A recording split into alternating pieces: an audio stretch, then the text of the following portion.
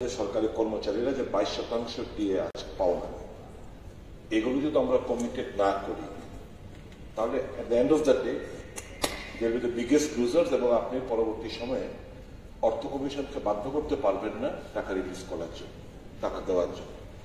আমার বক্তব্য হচ্ছে এই 31/10/2025 ষোড়শ অর্থ কমিশন তার রিপোর্ট পেশ করার আগে আমরা এই যে 22% দিয়ে সরকারি কর্মচারীরা পাওনা রাজ্য সরকারি কর্মচারীরা এটা কমিটেড করবেন কিনা।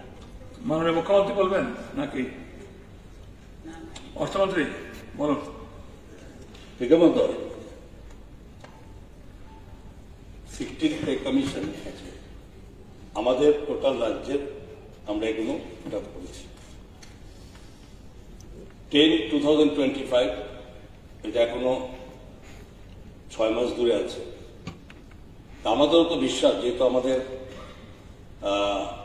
রাজ্যের অর্থনৈতিক স্বচ্ছতা বা আমাদের যেটা দেখে 16 ফিনান্স কমিশন আমাদেরকে প্রশংসা করে গেছেন, আমাদেরও আমাদের সে সমস্ত দাবিগুলো আমরা আমাদের তরফে রাখা হয়েছে।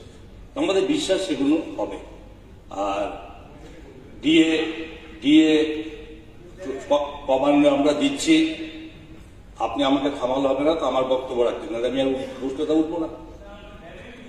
আমাদের কথা হচ্ছে এই যে ডিএগুলো আমরা দেখুন দিচ্ছি, কিছুদিন এই গেল মাননীয় মুখ্যমন্ত্রী করেছেন, ডিফারেন্স আছে, এবং ডিফারেন্সগুলো আমাদের ক্রমান্বয়ে কমিয়ে আনার জন্য আমাদের প্রচেষ্টা আছে। তার মধ্যে কমিশনের যেটা আমরা রেখেছি সেটা নিশ্চয়ই এটা সুরা হবে, এটা আমরা কথা বলতে।